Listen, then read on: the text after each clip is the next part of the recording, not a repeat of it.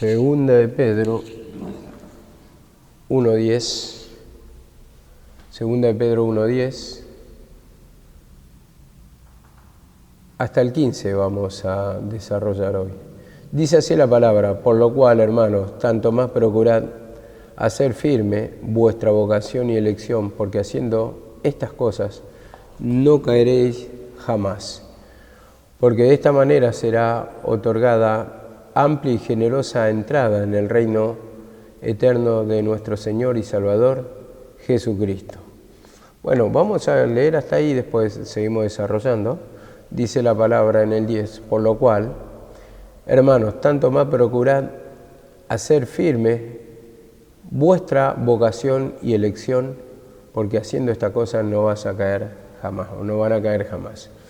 Entonces, esa vocación o elección, sabemos que habla justamente mantenerse con firmeza en el camino de Jesucristo, o las palabras de Jesucristo. Esa es la elección. ¿Por qué?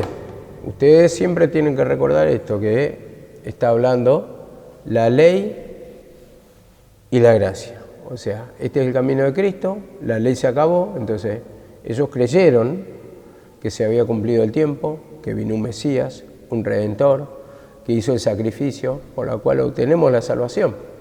Entonces dice, a ustedes que creyeron en Jesucristo, dice, procuren hacer firme esa firmeza, estar constante, tener fe en vuestra vocación y elección. Dice, vocación y elección, porque haciendo estas cosas no caeréis jamás. Vemos también, como dice acá en el 11, porque de esta manera será otorgada amplia y generosa entrada en el reino eterno de nuestro Señor y Salvador Jesucristo. Dice, amplia y generosa entrada. Y vemos cómo destaca acá, que dice, en el reino, dice, de nuestro Señor y Salvador Jesucristo. No solamente destaca que es el Señor, sino que también lo destaca como Salvador. Entonces, acá lo que está diciendo, con otras palabras, es que la ley nos salva. Entonces, el único camino, ¿quién es? Jesucristo. Entonces, por eso dice, van a tener una entrada amplia y generosa. Ahora, vamos a un versículo en Segunda de Pedro 3:13, con respecto al versículo 10, que vuelvo a repetir. Procurad hacer firme vuestra vocación y elección, porque haciendo estas cosas no caeréis jamás.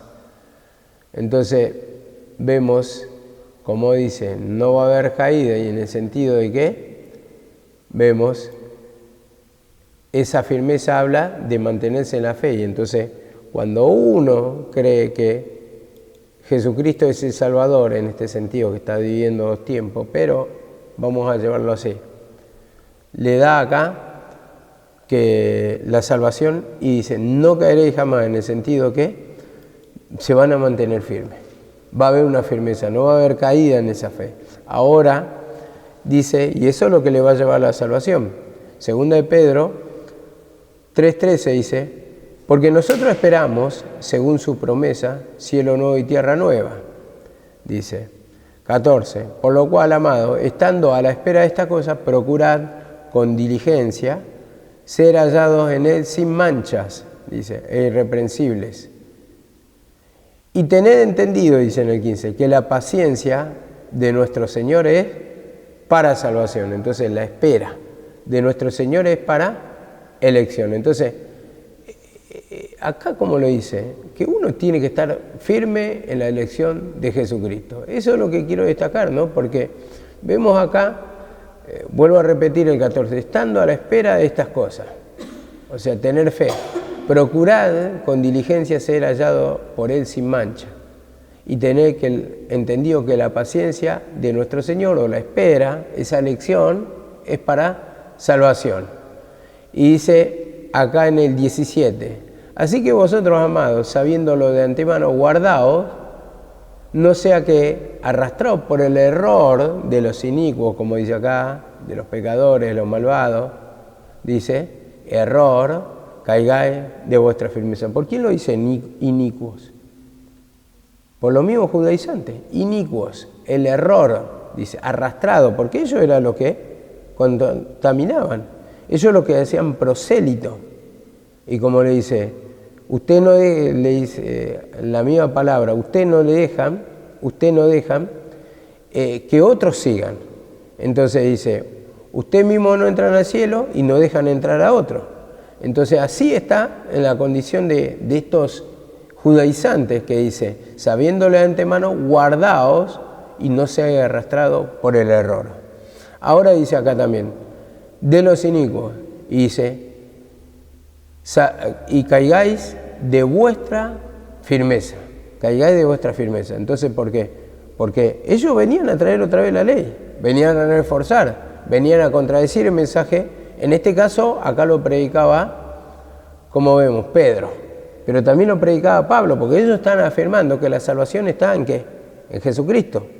Y los judíos, en cambio, querían seguir por la doctrina de la ley. Y como dice acá la palabra 3:18, antes bien creced en la gracia y en el conocimiento de nuestro Señor, vemos acá la palabra. Ese tiene que ser el conocimiento, más discernimiento, más capacidad, más conocer el camino de dónde está la salvación. Este era el tema en ese tiempo. Entonces, procurad ser firme, dice, vuestra vocación, vuestro trabajo y elección, porque haciendo estas cosas no van a caer jamás. Entonces, cuando está la fe en el mensaje de Jesucristo, lo que vamos a obtener es la liberación, es la salvación, o mantenerse en el camino.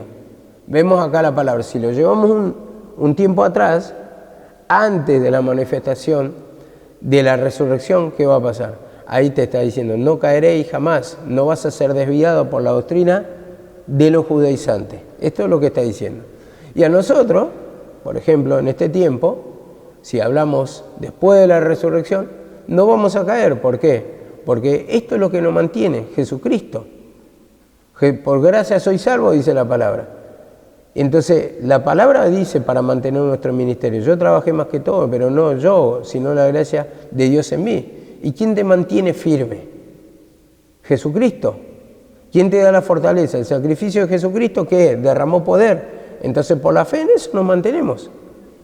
Pero vemos acá la palabra, como dice, porque haciendo estas cosas no caeréis jamás. Entonces, habla de mantener firme, o sea, creer. ¿Por qué? Porque la caída viene por medio de ¿qué? Por medio de creer que tenemos la capacidad, que podemos cumplir la ley en ese sentido para los judíos, que podían cumplirlo, pero vemos que no podían, porque justamente el que se hace, como dice, ofendir en un punto a la ley se hace transgresor de toda ella. Entonces, vemos acá la palabra. Si lo podemos llevar a Romanos 7, cuando dice Pablo, no hago el bien que quiero, sino el mal que no quiero, esto hago. Entonces vemos que ahí hay otra fuerza en tus miembros, en tu mente, que a pesar de que vos tenés buenas intenciones, otra fuerza domina. Entonces por eso dice Pablo al final de ese capítulo, gracias doy a Dios por Jesucristo, porque Jesucristo es el que nos sostiene. A través de la fe en el sacrificio nos sostenemos, porque ahí fuimos perdonados, en su sacrificio. Y como dice acá en el 11, porque de esta manera será otorgada amplia, dice, y generosa entrada en el reino eterno de nuestro Señor y Salvador Jesucristo. Vemos acá la palabra, entrada.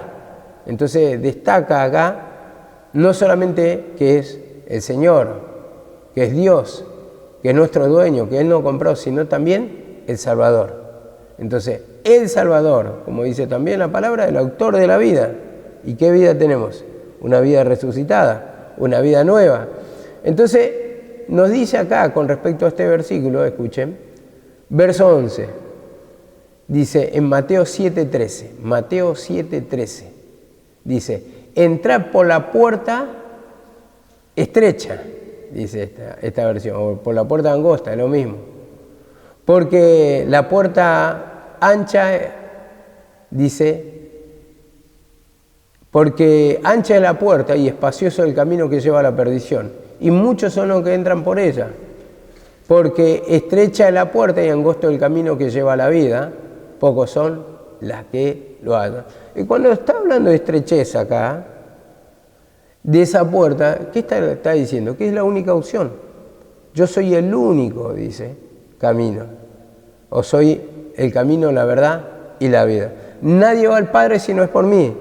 Vemos acá la palabra. Por eso habla de estrechez, acá en este caso, de la puerta. Entren por la puerta estrecha o la única puerta. No hay otra puerta, le está diciendo. Entonces, después, ancha la puerta que lleva a la perdición. Satanás usa diferentes artimañas, diferentes pensamientos, diferentes instrumentos, diferentes maneras. ¿Para qué? Para desviarte de la fe en Jesucristo. Entonces, eso lleva a toda la perdición. Pero hay una sola puerta que te lleva a la salvación o a la liberación, que es Jesucristo. Por su sacrificio somos salvos, por su sacrificio somos libres. Dice, el castigo de nuestra paz fue sobre él, dice la palabra en Isaías 53. Entonces se muestra como opción acá la palabra. Y lo dice así, lo confirma. En Juan 10:9, ¿qué dice? Algo parecido. Juan 10:9 dice, yo soy la puerta, vemos. El que por mí entrare será salvo. Hasta acá lo quiero destacar. Será salvo. Entonces, está la única puerta que lleva a la salvación. Yo soy la puerta. El que entra por mí será salvo. ¿Salvo de quién? Acá habla del lobo, ¿no? Pero salvo de Satanás, salvo del león, salvo porque acá está tocando la puerta, el redil, las ovejas.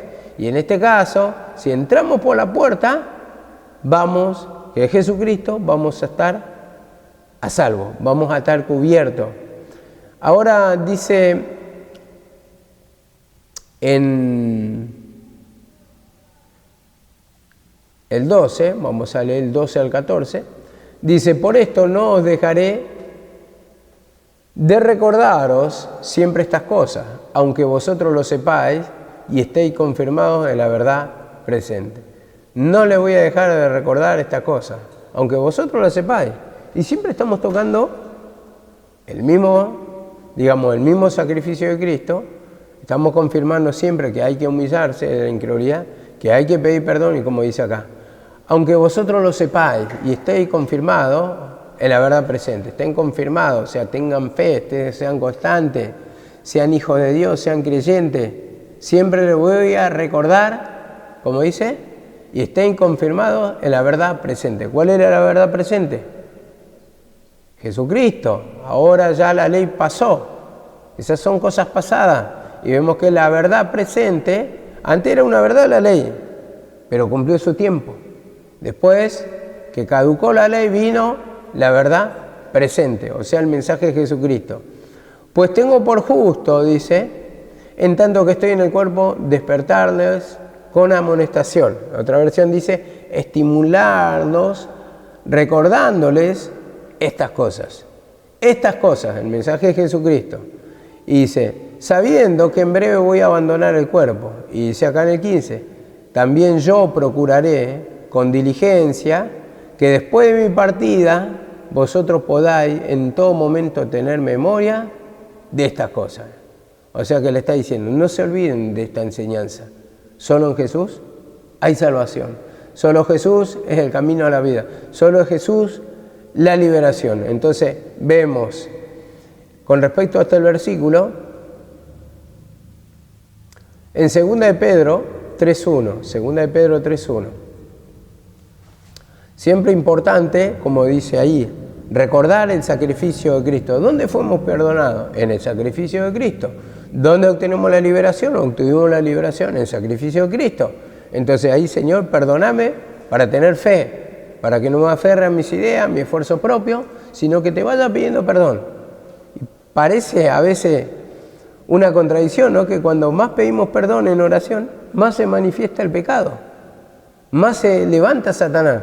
¿Pero por qué? Porque Satanás no quiere despojarse de nuestra vida. Entonces ahí es cuando tenemos que luchar en nuestra mente, contra nuestra mente, pidiéndole perdón a esos pensamientos que toman de abandono, de opresión, de carga, de desaliento, de tristeza, para poder estar confirmados en el camino de Jesucristo.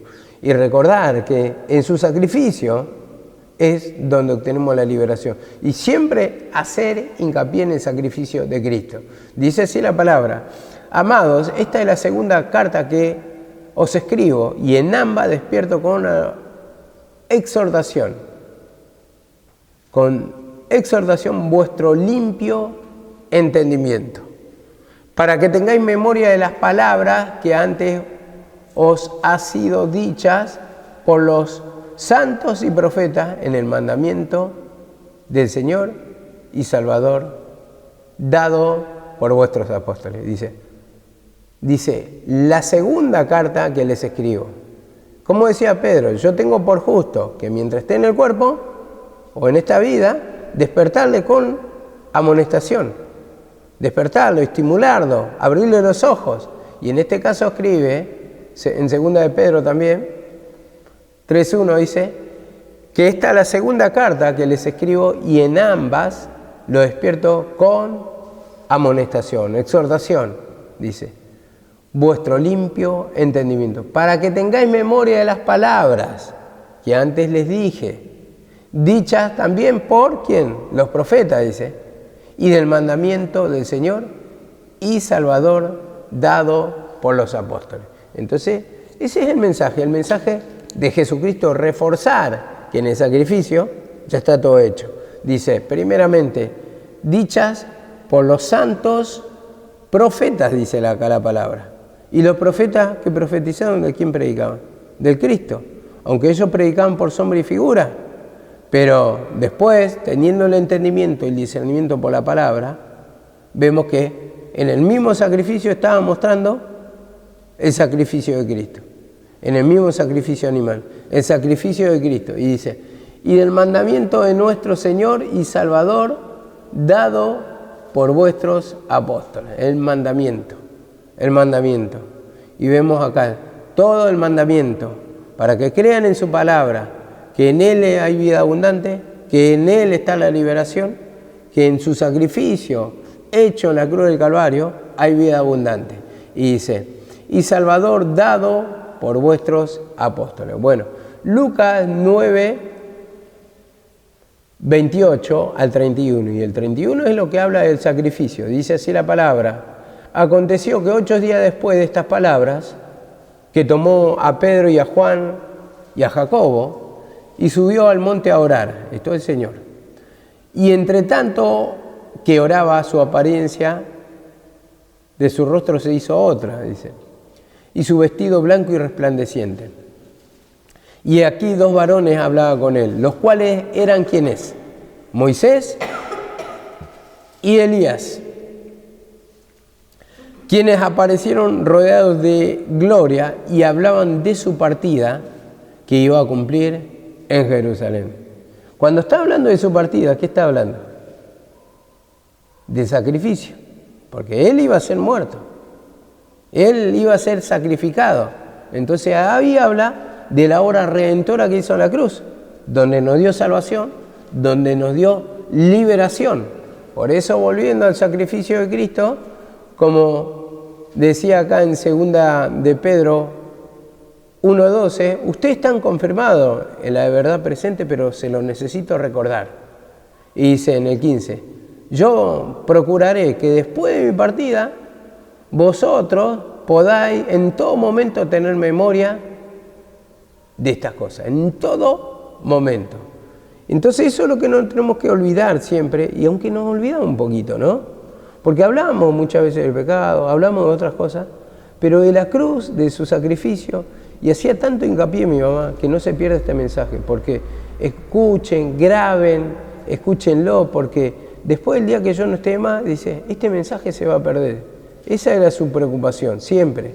Y parece que en un momento nos borra otra vez el sacrificio, nos borra la obra redentora, que hay que tomar la cruz, hay que pedir perdón, hay que confesar, hay que presentarle los pecados.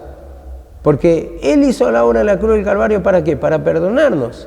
Entonces, si hizo la obra ahí y derramó poder, ese poder lo tenemos que vivir, lo tenemos que palpar, pidiendo perdón. Entonces, vemos acá la palabra en segunda de Pedro 1.3. Segunda de Pedro 1.3 dice esto.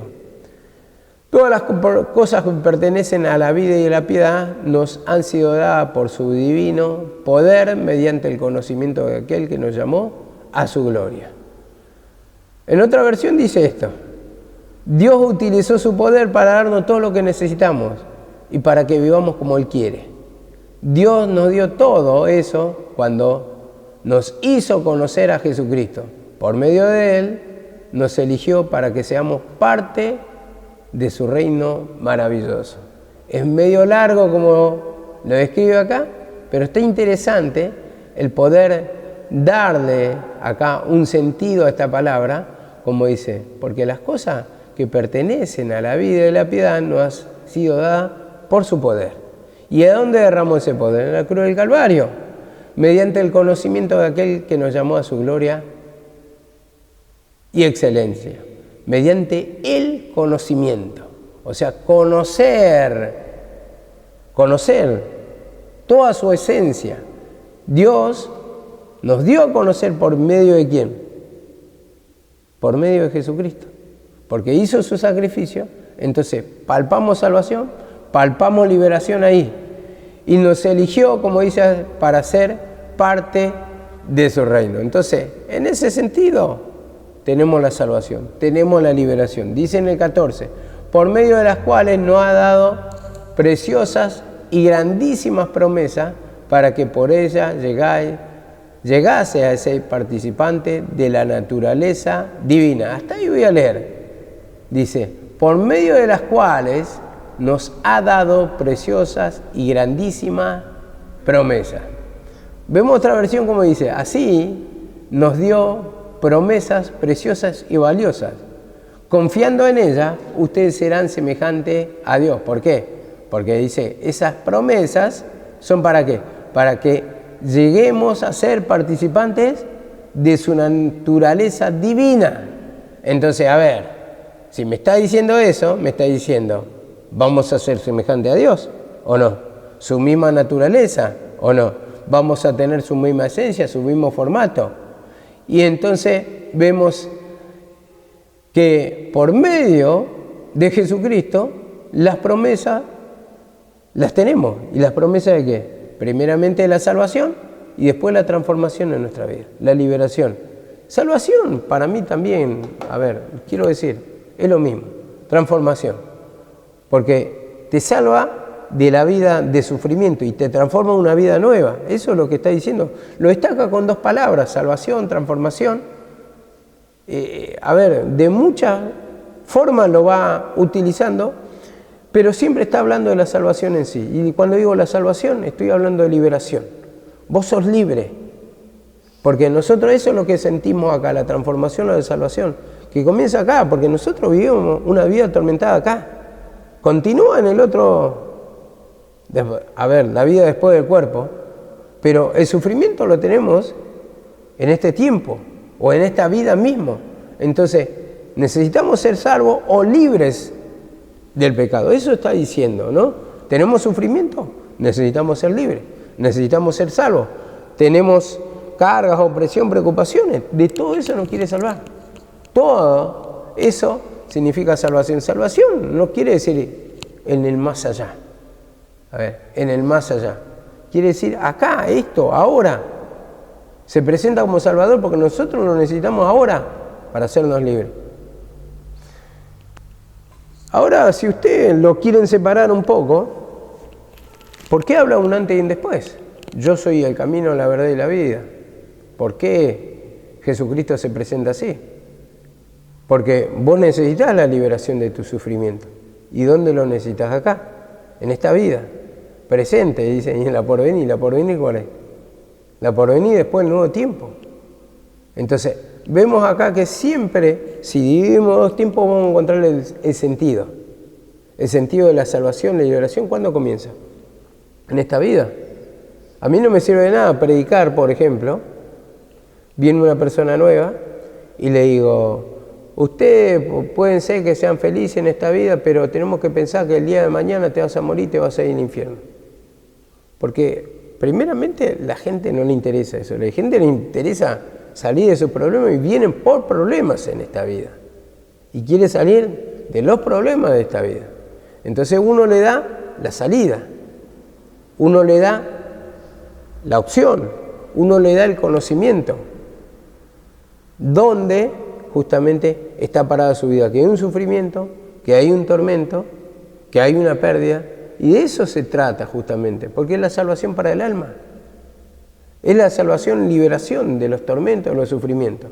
Entonces, en ese sentido uno predica salvación, porque a la gente no le va a interesar el más allá, y muchas veces dirá, ¿quién sabe si existe? Yo quiero salir de mis problemas, o no viene por los problemas ahora. ¿O vos te crees que se pone a pensar en la salvación porque, o viene a la iglesia porque, el día de mañana, ¿dónde voy? ¿En el infierno o al cielo? No, no viene por eso. Viene porque lleva una vida sufrida, justamente en este tiempo, en su vida. Entonces, son cosas por las cuales ataca a Satanás. Entonces, nosotros le damos la salvación, liberación, el camino, la opción, como quieran llamarlo, y que está en Jesucristo, la cual practicamos nosotros. Si nosotros sentimos el poder de Dios, ¿qué le vamos a transmitir? La misma salida. O sea, vos tenés una manera de salir de tus problemas, entonces le vas a contar tu experiencia a partir de lo que pasaste con el Señor, cómo fuiste libre. Así en todo caso de la vida, ¿no? En todo sentido, cuando uno tiene experiencia de algo que le pasó y fue contraproducente para su vida, entonces cuando veo que otra persona está en la misma situación, le comenta, mirá, no sé si te sirve, pero yo salí así de este problema, lo resolví de esta manera, de la otra, y le va contando. ¿Por qué? Porque ya pasó esa situación traumática. Entonces, como pasó, tuvo experiencia y tuvo, digamos, o fue libre, o tuvo victoria en esa área, le va a contar justamente su caso. Ahora dice en 2 de Timoteo 2.2. 2 de Timoteo 2.2. Dice, tú, hijo mío, esfuérzate en la gracia que es en Cristo Jesús. Esfuérzate en la gracia que es en Cristo Jesús. O sea, y dice acá la palabra, ya le vamos a dar el sentido. Lo que has oído de mí, dice, esto encarga a hombres fieles que sean idóneos para enseñar a otros. Esfuérzate en la gracia, en conocer el camino de Jesucristo, en tener el discernimiento, en tener el conocimiento. Y lo que escuchaste de mí, le dice, esto encarga a hombres fieles que sean idóneos, que sean capacitados para enseñar también a otros. Primeramente habla de predicar ¿a quién? A Cristo como Salvador. Ese sacrificio de Cristo donde obtuvimos perdón de pecado. Y entonces dice en esta segunda parte, lo que has oído de mí y que oyó Timoteo de Pablo, el sacrificio de Cristo. Nosotros predicamos a Jesucristo y a este crucificado. ¿Y qué habla el crucificado? ¿Qué habla? De sacrificio. Y como dice acá la palabra, esto encarga a hombres fieles, da el encargo, da el mensaje a hombres fieles, que sean idóneos también, que sean capacitados también para enseñar a otros. Entonces ahí también cabe la pregunta para nosotros. ¿Estamos aptos para enseñar? ¿Somos idóneos? ¿Tenemos el conocimiento necesario? Primeramente, nos tenemos que esforzar por conocer este camino. Segundo, todo el mensaje que escuchamos del sacrificio de Cristo, retenerlo nosotros. Pedir perdón, indagar en la palabra, escudriñar las Escrituras, retenedor de la palabra fiel tal como ha sido enseñada, dice la palabra. Y esto encarga a hombres. Entonces, después el paso nuestro, ¿cuál es? Enseñar la palabra a otros, para que también sean libres. Entonces, ahí hay que ver la capacidad que tenemos también. Y esto es bueno, hermano, tener justamente esa capacidad, porque si tenemos esa capacidad, tenemos la herramienta. Y si tenemos la herramienta, vamos a poder destruir las tretas de Satanás que toman a nuestra mente, que nos quieren eliminar el camino, y muchas veces se manifiesta el abandono. Muchas veces uno está triste o está desmotivado, simplemente quiere largar todo, ¿no? ¿Cuántas veces pasa eso cuando nos agarra el desaliento? Nos agarra la raíz de amargura. Son pensamientos que luchan, y para eso tenemos que llenarlo otra vez de la palabra, pedir perdón, confesar el pecado, confesar lo que nos está pasando, ese vacío, ese descontento, esa soledad, esa angustia, ese desacuerdo que tenemos, no digo solamente con personas, sino con el Señor, el por qué nos pasa lo que nos pasa. Y tenemos que ser conscientes que el Señor nos puso para batallar contra Satanás, que somos su guerrero, como dice la palabra, que el poder de Dios opera en el sufrir. Entonces, esa es la condición del Señor, que luchemos contra Satanás. Satanás nos quiere destruir, pero tenemos una guerra, tenemos batallas contra Satanás y tenemos que ser constantes en la pelea, porque si no le destruimos nosotros, nos va a destruir él. Dice la palabra en Deuteronomio 7, que son 7 naciones mucho más poderosas que tú, dice la palabra. Y también el encargo del Señor a Josué era destruirlos, matar todo, que no quede nada. Y muchas veces uno tiene compasión a ciertos pecados, o no tiene discernimiento necesario, no cree que es así. Entonces, en ese sentido, ¿a quién le hago caso? ¿A mi conciencia o a lo que dice la palabra? Y es lo que dice la palabra otra vez, para llevarnos al quebrantamiento. Señor, perdoname otra vez, ese espíritu de abandono, ese desaliento, esa tristeza. Señor, todas las cosas que me cargan, que me producen raíz de amargura, más que nada. El aburrimiento, el descontento, el perder la esperanza. Estamos porque estamos. Tal vez algún día el Señor me haga libre, decimos así muchas veces. Estamos porque sabemos que es lo correcto, pero no tenemos muchas veces la convicción necesaria, no tenemos la fuerza necesaria. Entonces, Señor, perdóname otra vez, para que sea fortalecido, para que me devuelvas el gozo de la salvación. Ese gozo que necesitamos, esa paz que necesitamos, el descanso que necesitamos, eso necesitamos recuperar. Por eso dice, devuélveme el gozo de la salvación. Eso que necesitamos experimentar el poder del Señor. Y eso está todo en la cruz. Y por lo tanto, tenemos que hacer hincapié que en ese sacrificio somos libres. Amén.